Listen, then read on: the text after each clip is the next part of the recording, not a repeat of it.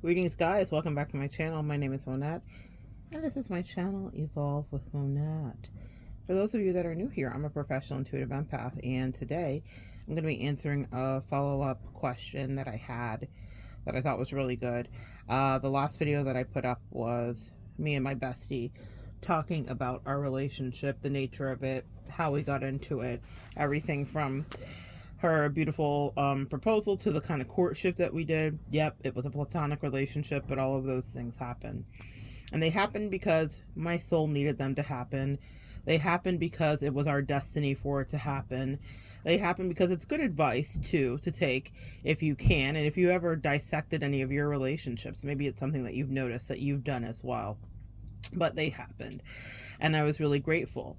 But one of the questions that I had that I thought was good, and I got it about 3 different times, and that's why I thought I'd make a video on it. Someone had asked, well, a few of you guys asked, how was I so sure that my bestie was quote unquote the one, right? Especially because one of the letters I thought really well laid out that I talk about soulmates and the varying different soulmates that we will have come in and out. One of the things that I kind of touched on briefly in that video with me and my bestie is that, okay, so one of the things, sorry, I had a call come in. One of the things that I touched on briefly in that video, I don't know where we left off. What I was saying is that you guys had asked, how did I know my bestie was quote unquote the one, especially since I talk about soulmates and different soulmates that come in and out. Well, I have different functions of soulmates that come in and out of my life for different reasons, right? And my bestie has supported me through every new soulmate connection, every crush, every relationship, every dynamic that I have. She is fully aware of and fully supportive of. I don't hide anything from her. One of the lessons that I learned in my last toxic connection was, well, what I got to do was I got to observe someone not utilize me in the function that I had showed up in their life for, which was to be their friend and their support. And so, you know how you'll watch somebody else and be like, I won't make that mistake. So that was one of the vows that I made to myself and to my bestie, that no matter what dynamic was new, exciting, glittering, sparkling, that, passionate, romantic, whatever happened in my life, that she was a priority. I wasn't going to, push her to the side or anything. Now, listen, guys, when we're dating someone new, we all make the exception, and we all are grown-ups, and we all understand that we will be infatuated to a certain degree and in a certain form of limerence with whomever that new person is. And I think all of us as grown-ass women and men make the allowances that we might have our friend not fully disappear, but kind of be in the clouds. Me and my bestie call it a certain thing, specifically when I am in the clouds, okay? And when I'm in limerence or I've disappeared and I'm, on a romantic whim or whatever the case may be. So that is something that we have really had ourselves settled in on, and we really understand. One of the things that I found really interesting is that in watching what didn't happen in the last connection, I knew exactly how to maneuver in this one. I knew that a high level of accountability would be required, and I knew that I could give that to this person because they quote unquote were the one. My bestie supports, encourages for me to have everything that I want.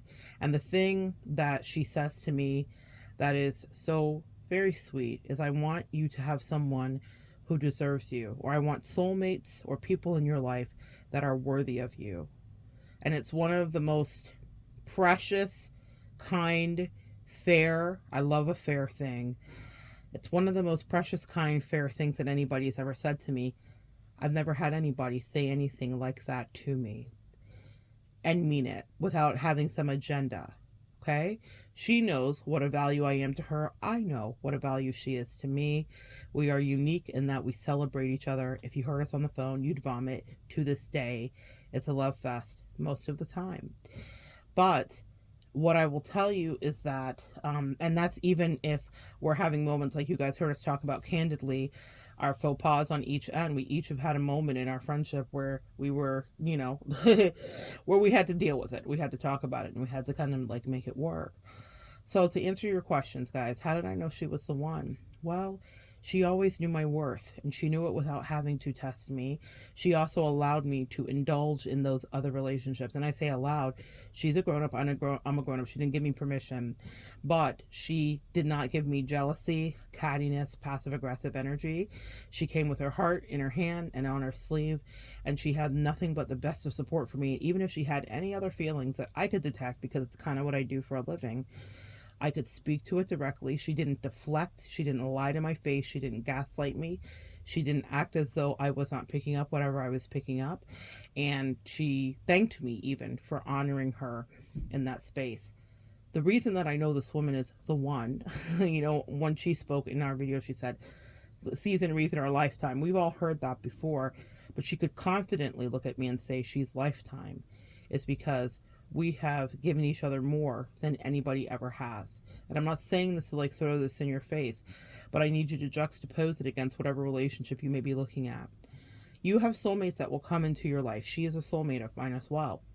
But you have soulmates that will come into your life. You guys have an assignment. You have something to do.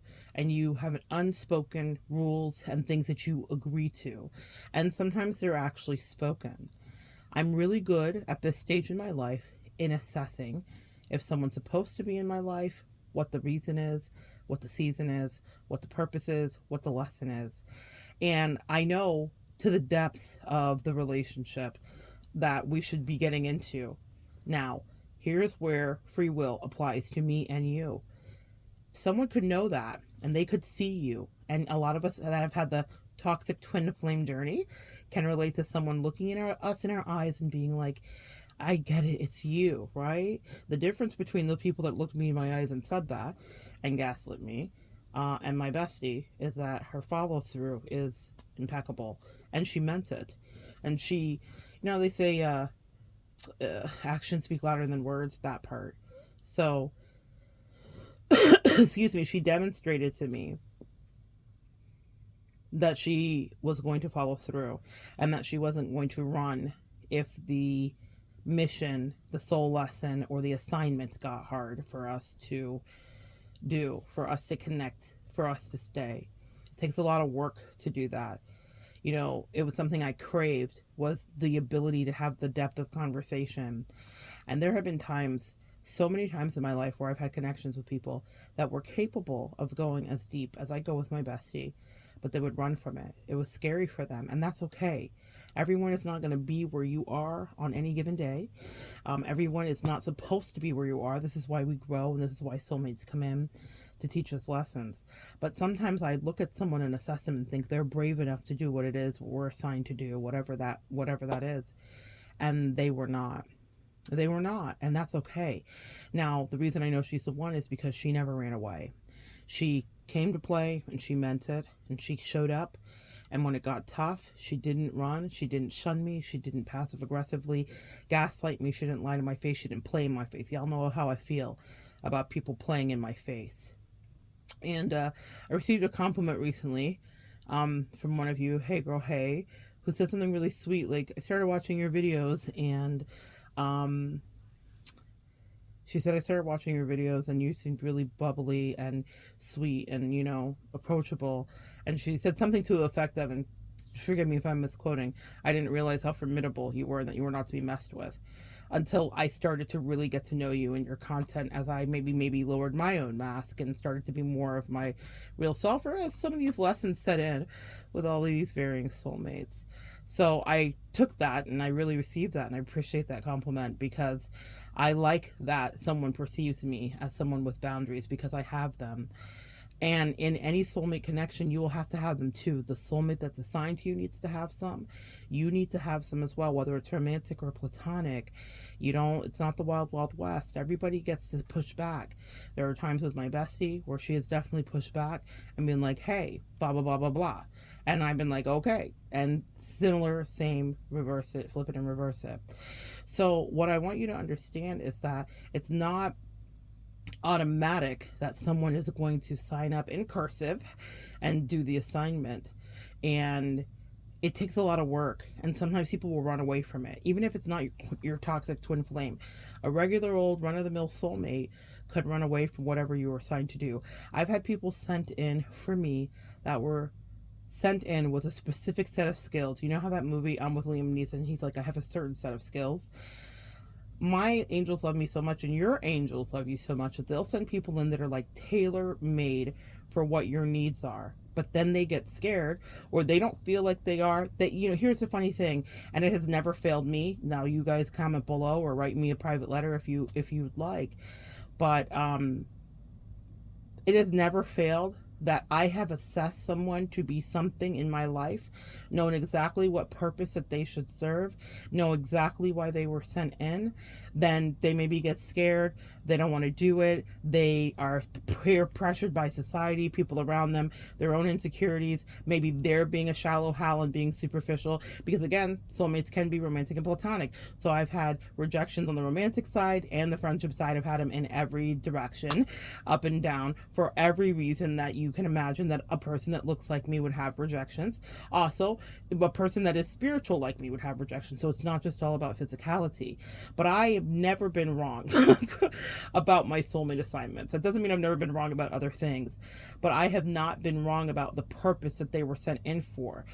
People have certain personality types and certain experiences in their life, and it means that they're cut out to do or be or show up as a certain thing in your life, and they are literally dispatched to you. But whatever their work is that they're doing, whatever way that they want to hold themselves in integrity or in lack of integrity, depending on the decision or the direction that they go, it's not something that you get to weigh in on. It's not something that you get to have a say about.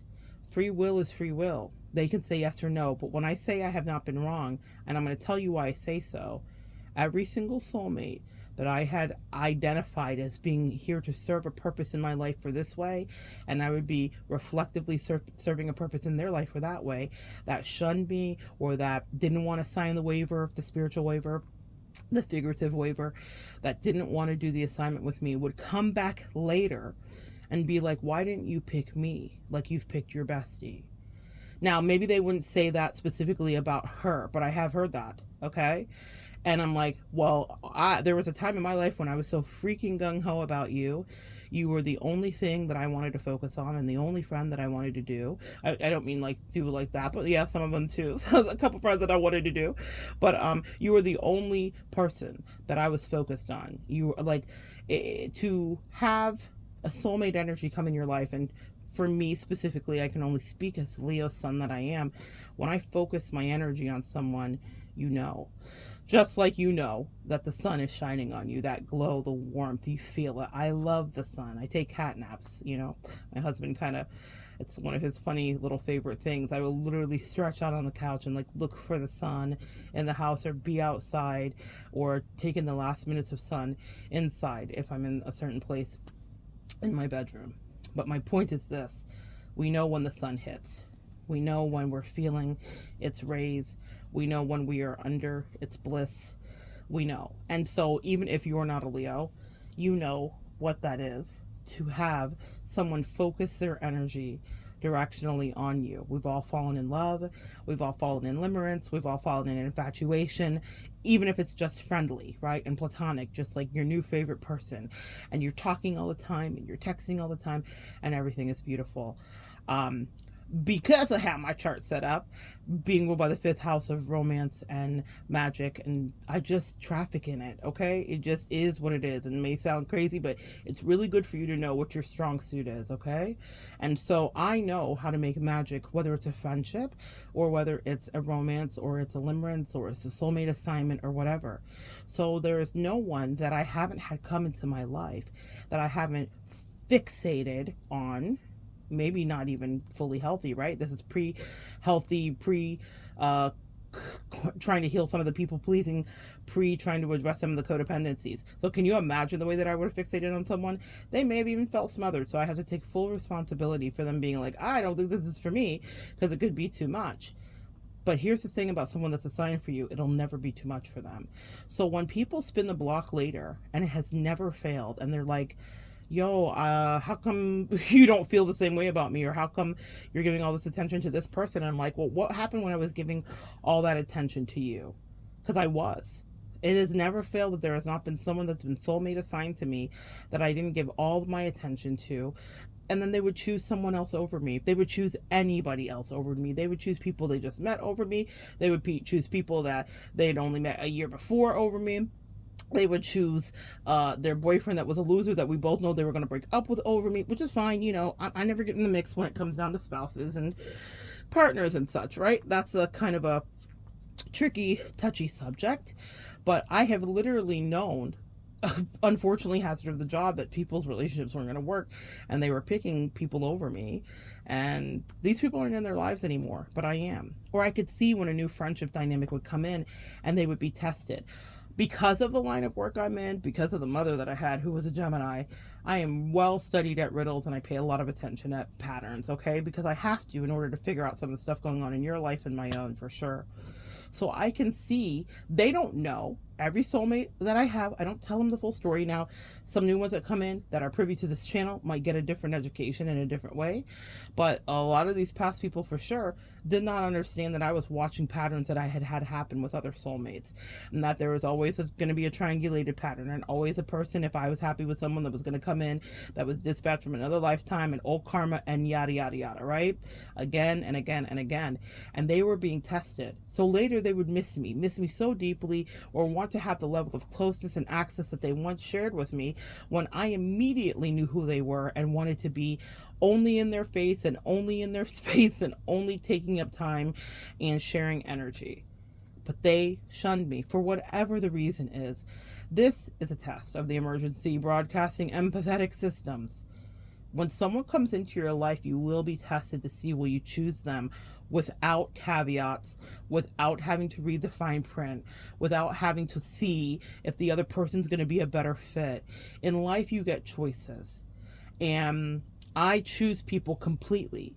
It has been me who has often and always been like, I really like you. I really want to invest in you. I really see great potential in you. I've had people tell me I shouldn't invest, that they weren't great people, that they weren't as good as I think, and whatever. There is a part of me that can pedestalize people, and that's not healthy, so I really try to take accountability for that. But the truth of the matter is the people that I have loved, I loved exactly in the same way right from the beginning until they made a different decision. A lot of people wouldn't come on here and admit that I've been often the breaker, the breakie, the person that was getting broken up with. Even if they weren't officially owning it, they would choose someone lower vibrational or who hadn't put in the tenure I had, the time in the service. They did not have the same affinity for me that they did for these brand new people. Sometimes people, literally, I'm not kidding you, have chosen people that have come in within 25 seconds. And the second someone chooses someone over me, when I'm the established, calm, sane person, I have demonstrated my love, my loyalty, my commitment to whatever the dynamic is. When I can see that some people have chosen me for hypotheticals, like it's not even stuff that's in their life at the time. This happened to me several years ago that I was like, wow. But they were like, I just don't know. And that's okay. You're allowed not to know. But when they want to circle back and they're like, damn, I wish I had access to you and I could be in your life 24/7 and talk to you all the time and pick up the phone. That doesn't happen because I watched when you chose someone else and I had to heal that. And you acted like you couldn't see that it was happening, but we all are very aware of what we're doing. And I remember one situation specifically where I saw this person come in, and this is not even the toxic one I've talked about. This is just a more benign situation. I'm still friends with this person to this day, but she had a new friend come in, and I made all of the rationalizations that I make because that's me. I'm fair. And I said, well, this person is more in alignment with her. This is someone that's, I made all the reasons. I went down the list of all the similarities they had that I didn't have with her. And I said, this could just be an easier relationship. My angels told me the woman was going to betray her very badly and hurt her feelings and be toxic to her in a way that I couldn't imagine.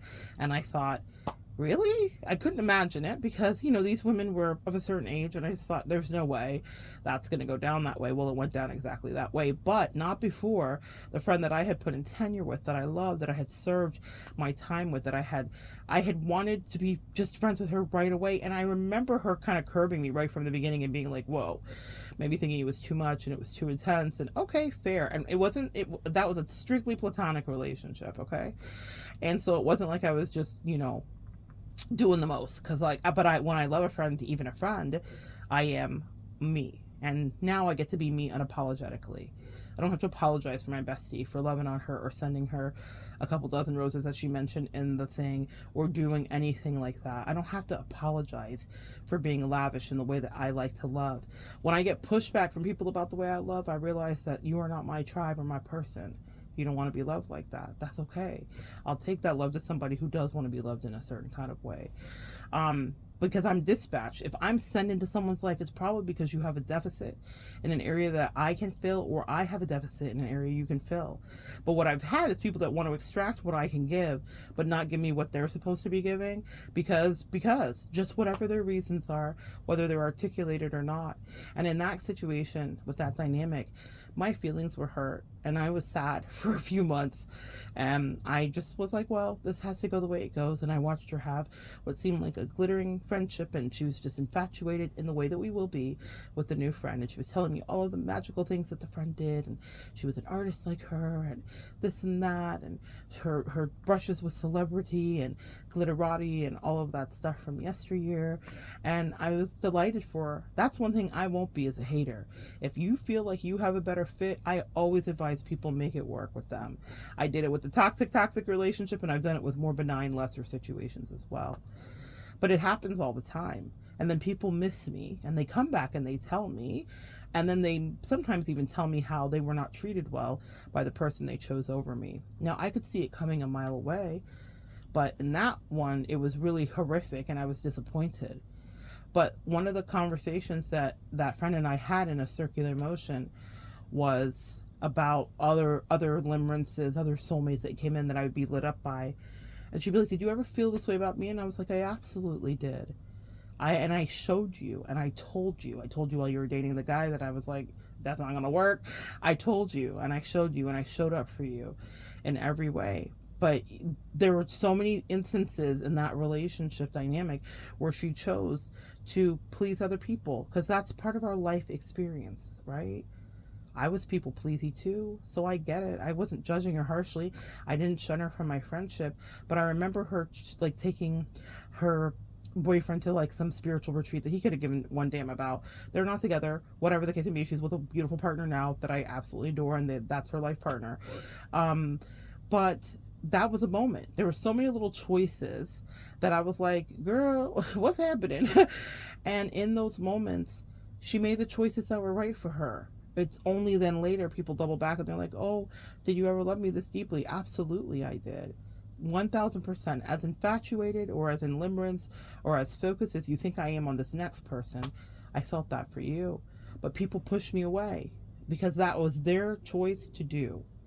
So when someone asked me, how did you know that your bestie was for you? It wasn't just because she decided to keep me and she's the only one who didn't push me away. She did far more than just decide to keep me and not push me away. She embraced me completely.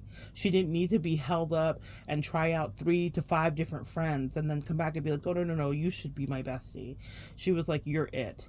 I don't know why you're it. You're it. You're it. I love it. I want more of it. I am slowly willing to do the things. And she made grand gestures in the way that I make grand gestures. While we are different ends of the spectrum, you know, you can tell that someone's your soulmate when you can look at their south node alignment. Anyway, ours is aligned. She's an Aquarius.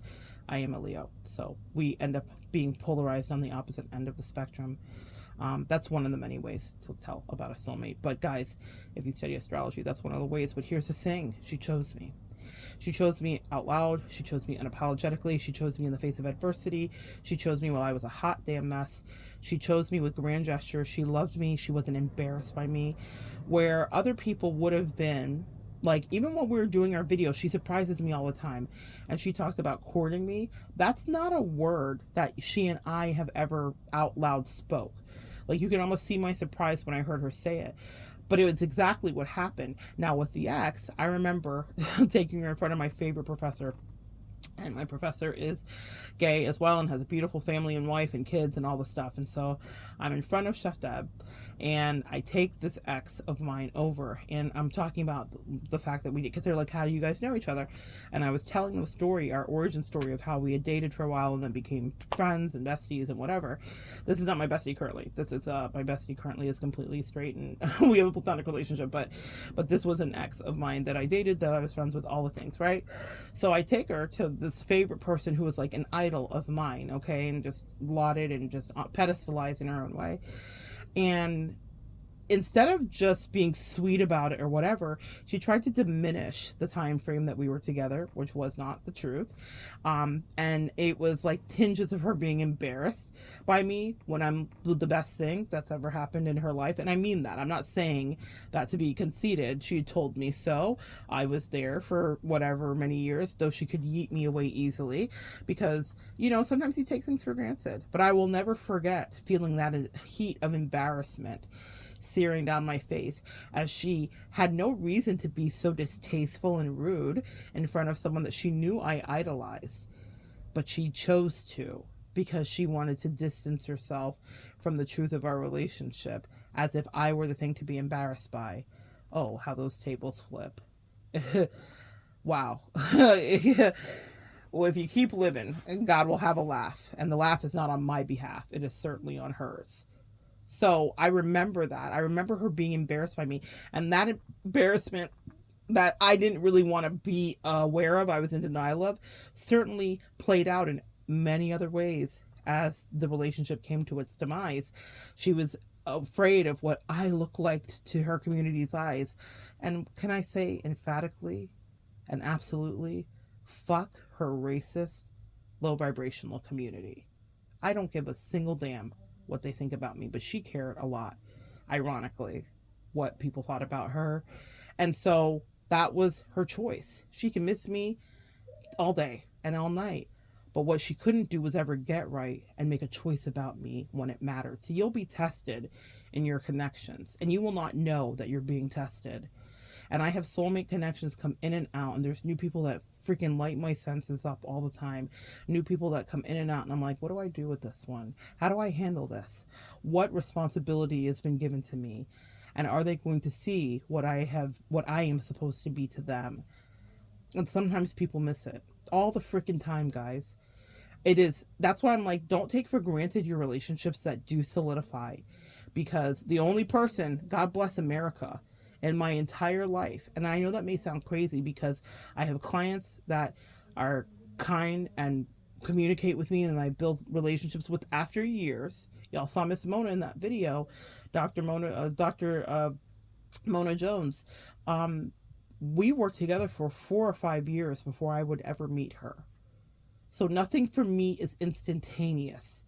Ever. And even with my bestie, you heard, we did not fall immediately into limerence and infatuation and love together. We 100% vetted each other, as she had every right to vet me too. I don't just let people, the first few times we read together, Miss Mona said to me, I just absolutely love you. You have to meet, we're going to meet someday. And I categorized her, as I do with many people, okay. And not to say that she was crazy, but I was like, we'll see. Because, empath, please understand this. People deserve to earn you. One of the things that we have done in our past before we were unhealed was we gave ourselves away freely. That doesn't mean you can't meet somebody or whatever. Y'all, I'm all up for that. I'm an adventurous soul, whatever the case may be. But I had to take time because she was a client. And so that was a boundary that I could potentially breach. And if I couldn't make it educational, and I couldn't make it healthy and functional, and I couldn't vet what was going on with her emotionally, I was not going to bring her into my life for my community to meet or see. I was not going to bring her around my bestie, and I sure as hell wasn't going to bring her around me. Now, this is a video that Miss Mona will watch. Hey, girl, hey. But she respects what I have to say because she operates her life in the same way. Sometimes you will meet someone and know immediately that you're supposed to connect. She did. And so I had to tip my hat to her recently and say, girl, you called it. But I still had to wait till it felt right for me to understand what the soulmate assignment was between me and that client, just like I did with me and my bestie, just like I have with me and lovers, just like I have with me and friends. Make sense? The same right is true for you. The inalienable rights. You do not have to give yourself away just because someone wants you to. No one deserves access to you. That's just a quick aside. I don't know who that's for. But here's what I'm going to tell you. More. The reason that I chose Bestie, and the reason that Bestie was for me, was because Bestie was choosing me vibrantly, loudly. I mean, I have dated women that have not treated me as well as my bestie has. Talk about a courtship, right? And while Bestie's so straight. You know how the Kinsey scale rates our sexuality to varying degrees. Bestie's really on the straight end of the Kinsey scale, okay? She is straight. But what I'm going to tell you is a better dater than some of the women that I dated, okay? Regarding loving me, regarding real dates, like bestie dates that we would go on, things that I've cultivated that now are part of my ethos and that I teach to clients because I realize how healthy it can be if you have good boundaries. Of course, lines can get blurred. I've had some of those relationships too, and some relationships where I wanted the lines to be blurred because I knew that they were supposed to. Like sometimes you have an assignment with someone and it's not supposed to be all clean. Sometimes it's supposed to be a little messy for you to evolve for whatever the reason may be. However, you both have to agree. And the reason that Bestie chose me and I chose Bestie is because I guess we were supposed to. In a world full of some of the rejections, and we only touched on a small tip of the iceberg in that video regarding she and I having paralleled experiences. One of them you heard us say we both had two women, Sagittarius women specifically, that were in our lives that would not allow us into their homes at different times. These were not mutual friends. We were mutual friends and we were both having the same experience. And it was really God putting us together and being like, hey, why don't you heal? Because you know, one thing you guys will never do to each other is refuse entry and access to your homes ever. So that part. So it'll be funny. Pay attention to the similarities and the ways that you are galvanized with your new soulmate. What do you have in common? What don't you have in common? How can you or can you not relate to them? But the thing that I'm going to advise you to do is to choose wisely, choose purposely, choose boldly. See, I'm very highly attuned to people not choosing me. It doesn't mean I look for it.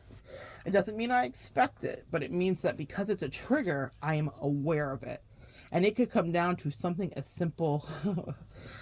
I had something happen recently and it was so simple, but it was such a clear, obvious thing to me that person would not choose me. God, if they were not going to choose me in a simple situation, they sure as hell weren't going to choose me when they were up against a boyfriend, like in their life, or, someone that they've deemed cooler than me for whatever the reason was. And it was, my angels are like, you watching this? Pay attention. Because it doesn't mean that the person is to be tossed away and that they hate you or that they don't want you to win, but it means that you're not their ultimate person because they're not choosing you on the whims. They're not passing the test. They're not making quick decisions when it matters and it's best. Meaning, guys, you will be tested in your relationships. You too. I was tested with my bestie as well. Juxtaposed against my ex-friend who I had... Oh, gosh. Oh, God. Sorry, guys. I just got really uncomfortable. Oh, I don't even like to talk about the ex-friend. Juxtaposed against talking about my ex-friend who I had in my life and I had this loyalty to, and she was demanding loyalty even though she was giving zero to me, and she was pressuring me, and she felt threatened by my new bestie even though my new bestie was not there to be a threat. She was staying out of the way. She was delighted to meet with her. She wanted to, but she was treating me, not the bestie but the ex-bestie, was treating me like I was cheating on her and all kinds of wildness, which I absolutely wasn't. I was choosing her over and over and over and over. I remember visiting one time with both of them, and you know when you're in an abusive situation, when you feel like you have to hide things, and we had wine and whatever, and I remember hiding wine in the boot of my car and looking at Allison, who you guys heard from, and hold on one second.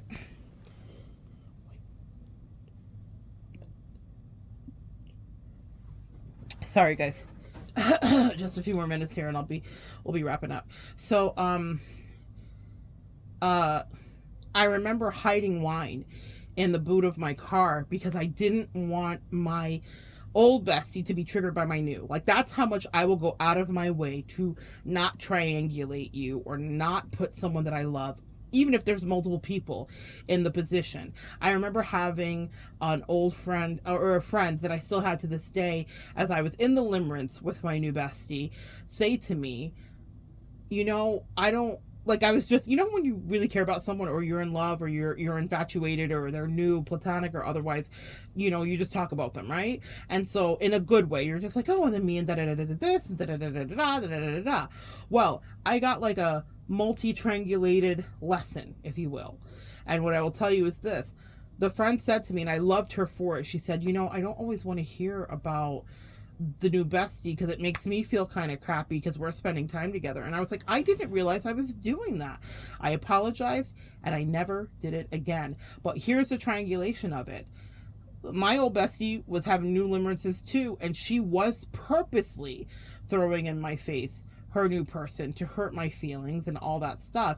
And my angel said, store this and file it, and don't be this when you have the opportunity. So the second a new person said to me, hey, I want to hear all about your bestie all the time, I was like, oh my God, oh my God, oh my God, I'm so sorry. I didn't realize. You see, empaths, we are held to a higher degree.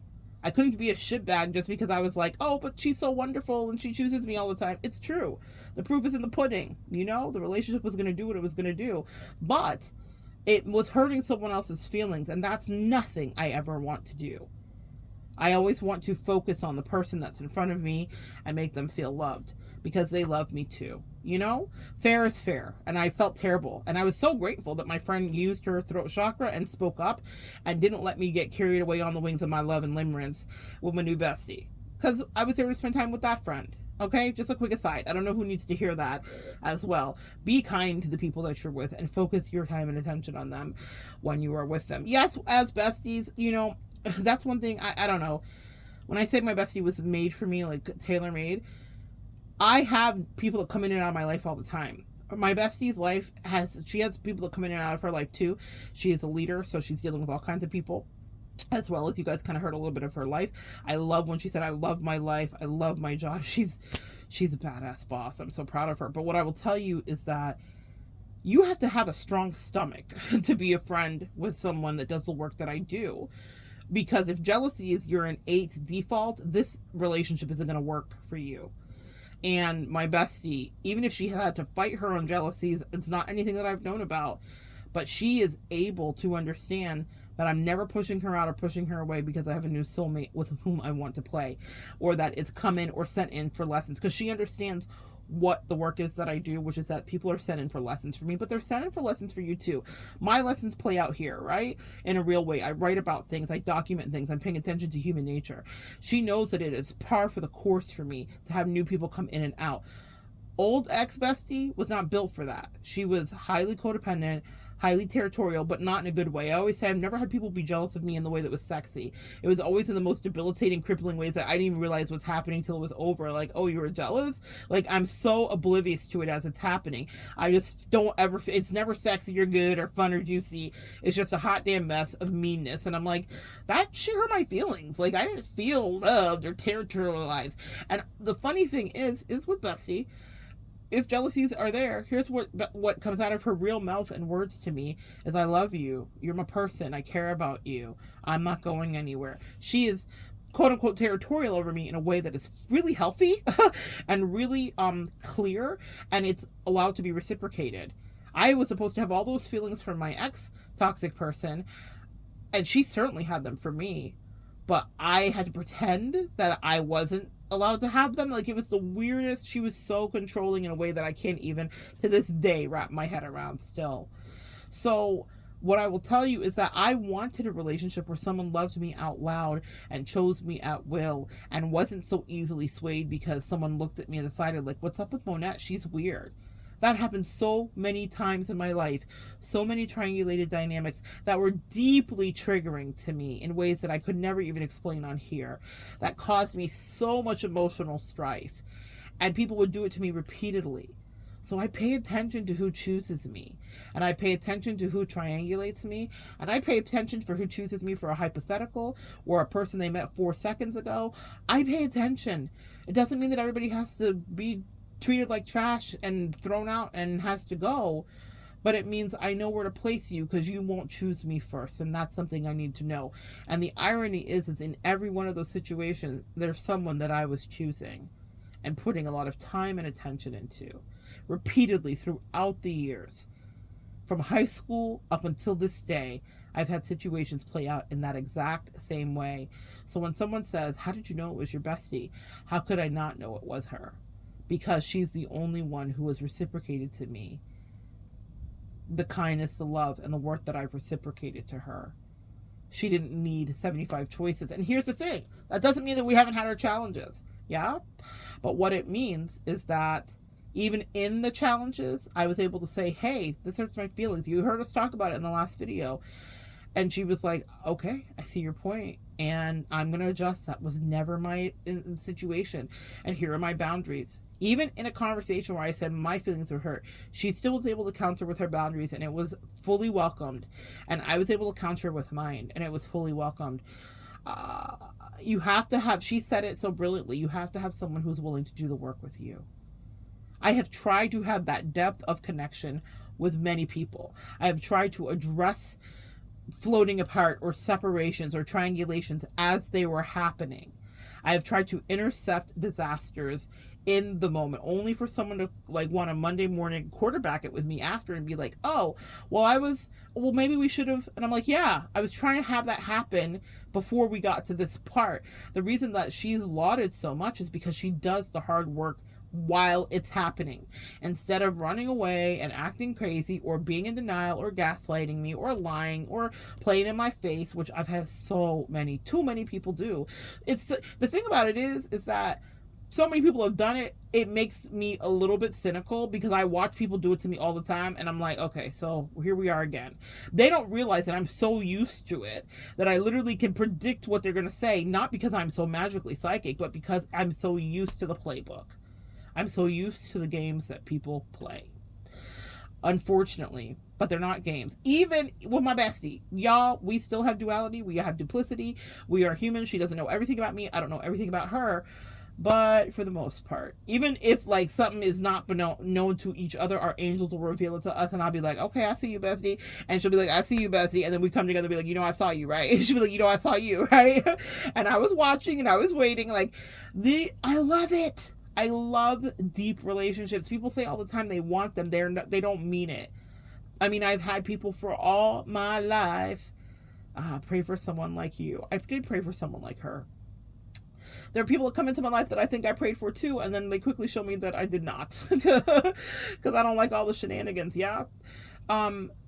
And I mean that. People say that, but I mean it. Like, I have an aversion to a shenanigan. Like, I only want to love people, and I'll figure out what box to compartmentalize and put you in if shenanigans are your default. Sometimes we don't even realize what our default is, yeah? So, when you are being chosen, whether it's a lover, a friend, or whatever, there is some criteria there that you need to check off. Can they choose you? With no matter the weather. We've heard of fair weather friends. That last person was certainly a fair weather friend of many years ago. Now, that doesn't mean the person that chose the other person, remember I talked about another group of ladies and she chose someone else? No, she's not a fair weather friend. She loves me to this day. She may even watch this video. We talked about the situation. That's one thing I do need. If I have a friend in my life, we have to talk. So I don't do non-communicative relationships. I don't even understand what that is. And if communication is off, I'm addressing it. Yeah. And I'm a 3 strikes kind of gal. So I'm not just like counting you out the first time. I'm going to give you room because I know I'm assigned to you for a reason. And it's to help with growth. And with that friend, we talked about our hurt feelings. She told me when she felt hurt. I told her when I felt hurt. I told her how I felt watching her drift away with her new friend off into the artistic glittering sunset. And she told me, and I'm so proud of her because she was vulnerable with me when it fell apart. And she wasn't just coming back then. We stayed friends throughout the whole thing, just from a distance. But she was honest with me and she was like, girl, she really hurt my freaking feelings. And I'm like, yeah, I had a feeling that she would, but I wasn't allowed to intercept. Sometimes my angels will tell me things and I'm not allowed to. It's like the butterfly effect. I am not supposed to touch it. Even with a person, partners, lovers, new soulmates, I can see what's going on And my angels are like, this is their lesson. You were assigned to them for this reason. You know what's going to happen, and you know the outcome. You know the outcome. You got to take your hands off the wheel. Just because you have an ability doesn't mean that you can tamper with the way that someone feels. Like, if I could tell someone, hey, if we take this soulmate assignment, this, and this is going to happen for you in your life, or this, and this is going to happen for you in this other direction. Because when you come together with someone, you only enhance each other's gifts, right? My angel said, mum's the word. They've got to choose it. And that's what I want to leave you guys with today. Someone has to choose you in every way in order for you to really activate the best of each other's traits and assets. My bestie activated some beautiful things with me regarding finances. And again, she wasn't my sugar mama. She didn't do a damn thing other than pay me fairly and tell me that I deserve that. And when she sees me falling in limerence and in love and in new infatuation, she says, is this person worthy of you? She's never a hater, man. She couldn't, because when you fall in limerence of love, you can't, no one can tell you anything. You just got to be in the trenches and figure that out for yourself. But the only thing she ever whispers to me from her soul, and it's not even as it's happening, but it's always an anchoring thing. I want you to have someone who is worthy of the gem that you are. She's really hilarious, and she's like, girl, it was something we meant to talk about in the video, but we just didn't get to. And she was like, I've never really had people, she's watched me dating and stuff like that, and she's like, I've never really had someone date me the way that you date people. So it's really funny to me. Who's gonna hype you up with your bestie? Now, could I be the best dater in the world? Absolutely not.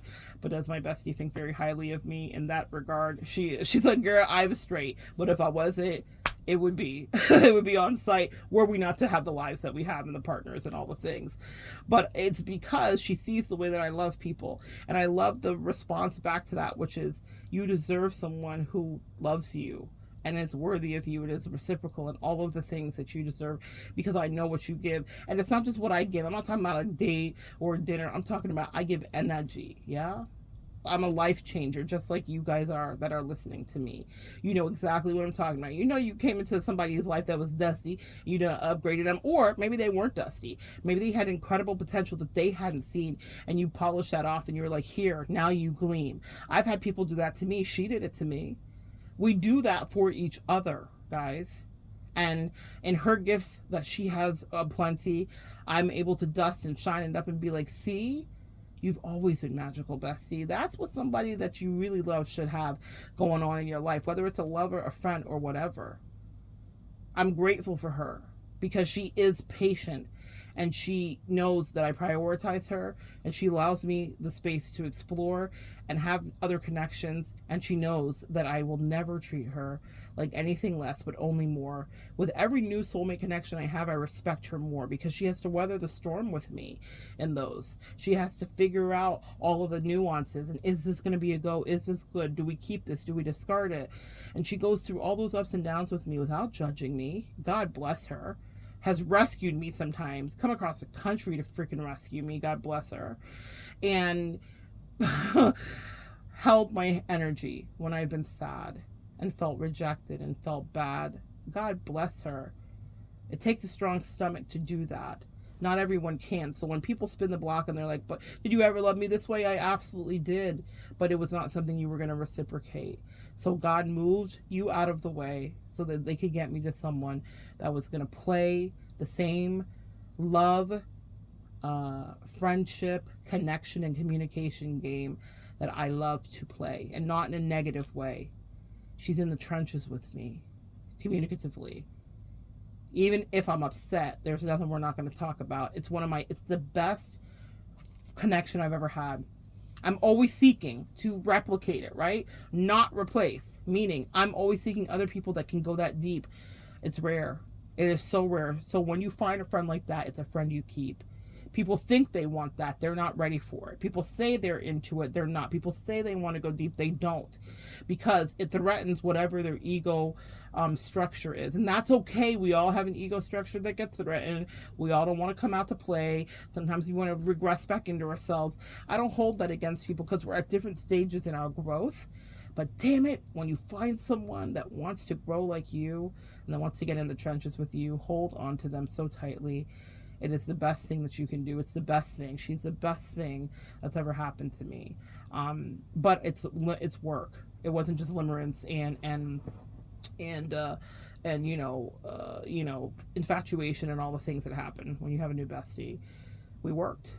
We worked patiently. We worked on longevity, and we're still going, and I'm grateful. Lifetime. It's easy for me to say. She claims me in every single way. I claim her.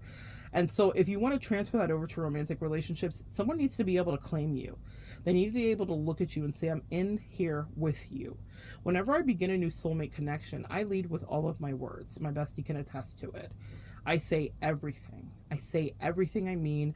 I say what my intentions are. I say what I can offer. I say what my agenda is and what I can give and bring. Now, not all of us have to be on that level, and not everybody wants to be that transparent, and there is something to be said for seduction. So maybe everybody doesn't want to lay their cards out on the table. But because communication matters to me, it is something that I do. I'm very honest about our duality, our dark and shadow side, and how I can or cannot help you, or how you can and cannot help me, what I need from you, what I'm desiring, what I want. I am very clear, even in platonic connections and in romantic ones too. I don't play reindeer games with people, and don't let people play reindeer games with you. We're too old for that, y'all. I don't care if you're 22 listening. My sweet Natalie, shout out to you, queen. I don't care if you're a youngin' and you're listening. Please have those boundaries in place. It will save you a lot of time and a lot of egg on your face. And don't pay attention to what someone says to you. Pay attention to what they actually do. Because I have people say the best words to me all the time. I'm a sapiosexual through and through. You're going to get me every time with a good word or two. But I pay attention to the actions and how quickly they won't choose me, how quickly they will diminish or be like put off by me in ways. And I'm like, it's okay. Not everyone is your cup of tea, and not everyone is your match. And one of the things that I had to learn too in the soulmate connections is that they may have a better soulmate. They may have a better connection. We had an assignment to do whatever we were going to do, but they may have someone that is their Allison too. Does that make sense? And so you can't begrudge everyone for not choosing you, especially if they do it with clear communication. It's when it's subterfuge and shenanigans, that's when I'm like, oh Lord. I feel bad for them. And the reason I say that is because of this. They'll have to take that test again. I can be looking in someone's face and can tell that they're about to do a shenanigan or obfuscate or not actually tell the truth. And I'm like, oh, okay, that's fine. You don't have to do it with me, and you may not think I'm worthy of that. But someday, someone's going to mean something to you that you will want this level of honesty from. You may not get it because that's how this works. And you'll probably be mining for it and digging for it and being like, damn, oh, I should have leaned in to that moment, even if it was uncomfortable, even if it wasn't what I wanted. So that's one thing I will leave you with. I know I always say I'm leaving it. I'm like a preacher that never stops, y'all. God bless me and God bless y'all, and thank you for your patience. But listen, if you're not interested in something, be really clear about that. If it doesn't work for you, tell the people why. A lot of us have, in our society, have taken to like ghosting or gaslighting or pretending or whatever, right? Any form of escapism, because it's just easier than to deal with someone's maybe follow-up questions or their why.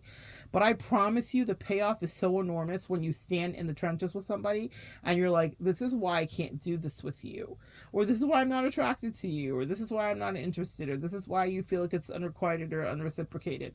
It's because of these real reasons. Even if you're worried about hurting that person's feelings to their face, guess what happens in your next connection?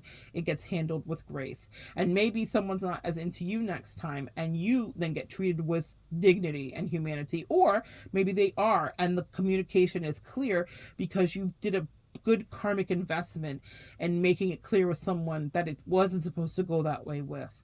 So I always think about that in all of my soulmate connections and even my clientele connections. I always am communicating what my boundaries are, or my sincere apologies if they're necessary, or whatever.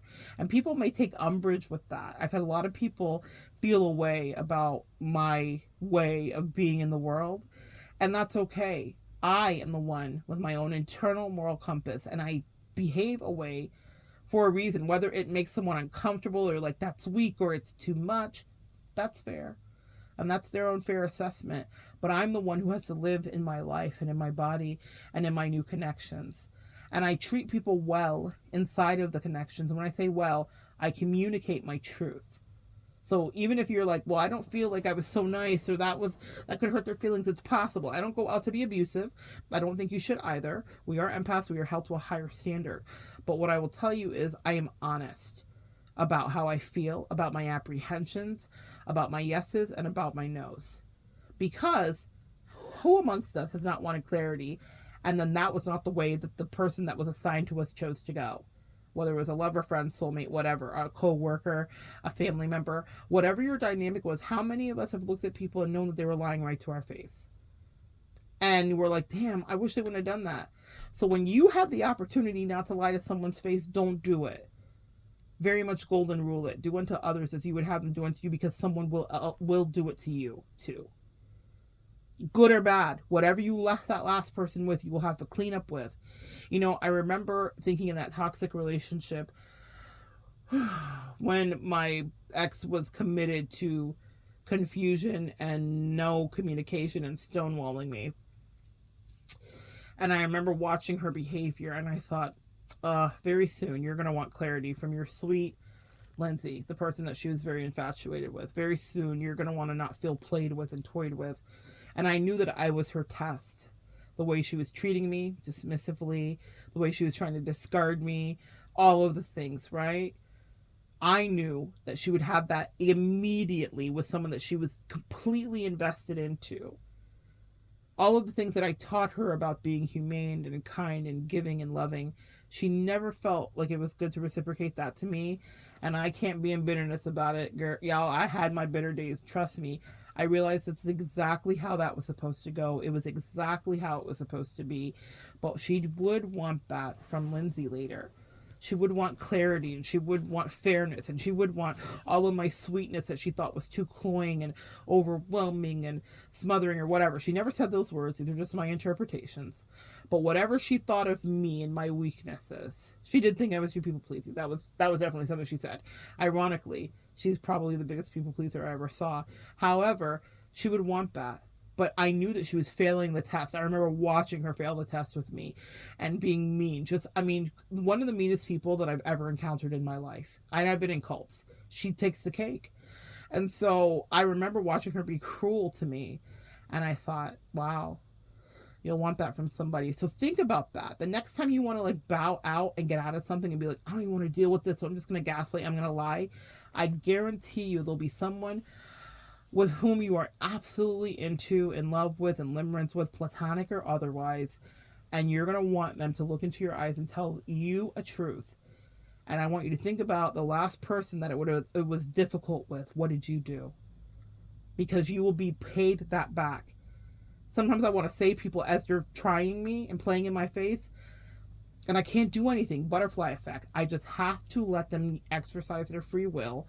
And in the future, when they meet someone that they value, who they're infatuated with, or who they like, or who they're invested into, they will have the same exact experience we did, except they will wear my shoes. So be careful how you treat people. It always comes back to you. And maybe not with the person that you experienced it with. They may never spin the block back and be like, girl, I get it now. Or, sir, I get it now. But they will. So don't, rest assured, it's not about a karmic wish. I don't wish that on anybody. But I watch people fuck it up right in front of me, and I'll be like, damn, someday you're going to really love somebody or care about them or want them to just be transparent with you and speak from their soul with a clear throat chakra. And they will choose not to, only because it's what you've given to somebody who is being as fair and honest and as clear with you as possible. Definitely do unto others. And choose people that unapologetically, without hesitation, choose you. And that doesn't mean don't vet them. That doesn't mean don't take your time. You heard the story with me and my bestie. But the first day we met each other, she was like, I choose you. And I knew I chose her too. Y'all heard it. So that's another thing. Quick aside. Just because someone chooses you doesn't mean you have to go along for the ride. You heard that me and her had a mutual spark of interest in each other. Yeah, we both were like, you're my person, I recognize you, this is weird. Yeah. So love at first sight. Yeah, that part. Love her to this day. Will love her into the future. I was dating somebody once, and they met her, and I was dating somebody. Listen to the story. I was dating somebody, and they met her, and she anticipated a need of mine. Like, I had said to the person that I was dating, I am thirsty and I really need some water. We were in the truck, and so this is a girl, okay? So the woman that I'm dating hears me say that, and we're just driving along, and Allison was there where we pull up to, and Allison comes out of the house, and she has a bottle of water in her hand. I didn't text her. I didn't ask her. She didn't know. And so when she goes back inside, the person that I'm dating says to me, wow. Uh, um, that's like the person you're going to spend the rest of your life with. That's your person. Meanwhile, back at the farm, Allison's 100% straight. She didn't mean that was my lover. She didn't mean that was whatever. She was like, y'all are like real soulmates. She was like, that was creepy. That's what happens when someone chooses you and you choose them unapologetically. We have those little telepathic moments. That was fun, but it was interesting that someone I was romantically interested in could observe that I had a real connection with somebody. And she wasn't threatened by it, ironically, surprisingly. She was definitely testing the water. It's like, hey, is that a thing? And I was like, no, it's totally not a thing. But fair is fair. Everybody can get their licks and their questions in. But that was her observation. And we didn't stay dating. That wasn't a relationship or soulmate connection that was supposed to stay whatsoever. But what it meant was that the person observed accurately that I was aligned with the soulmate that was really supposed to be a soulmate for me, who chose me right away, and I chose them, and she was never embarrassed. She wasn't embarrassed to talk about it with her daughter. I remember her being like, and I proposed to Monette for like Bestie proposal. And her daughter Bestie was in the truck with us at the time, and she looked back at her, she was like, we didn't do that. We need to catch up. It was really funny. This woman has never been ashamed of me. She's never been ashamed of me in any capacity or any degree. And unfortunately, in my life, y'all, a lot of people have been ashamed of me. That has been a heavy, heavy thing that I've had to deal with. Now I've dealt with it, and I'm good, and I'm lovely, and, you know, God has repaid me in so many beautiful ways for all those heaping tons of shame or embarrassments or slights that people give to me. But it's okay. It's okay, because then they send you in someone like that. So that's why I chose this person, because she chose me and she never looked back, because no one could unseat her. And because when I was giving her the kind of love I wanted to give her, she wasn't making me feel guilty for it. She wasn't confusing me about it. She wasn't anything. She received it. She loved it. And she asked for more. And so more is what I could give. She allowed me to adore her. I'm that kind of chick. Dating or platonic, I like to adore the people in my life. And I want you to feel so very special. And you deserve that, whether you're someone's bestie, husband, or wife. You deserve to feel a level of adoration, yeah? Within reason, okay, guys? We're not trying to start any new cults, but anyway, that's what I wanted to share with you. Thank you for those questions. Get someone that chooses you, choose them, and pay attention if they waver in their selection, because we have free will. That, to me, is an eject button. You ever seen those pilots that eject out? I could be on the wings of love, and we could be in the air. But if I feel like you're going to choose anybody over me, that I no longer can care in any deep way. I'm like, oh, okay, this will be something that comes up later, and it'll probably devastate me more if I allow you to stay this connected to my heart, because I'm not someone that you will adore, because we don't choose other people when we adore them. We stay with the choice. Make sense? All right, guys, come back and join me next time, and we will continue to talk about friendships and all dynamics. Encourage soulmate exploration. I love that for you. But make sure that you choose someone that chooses you and who wants to evolve with you as you evolve with them together.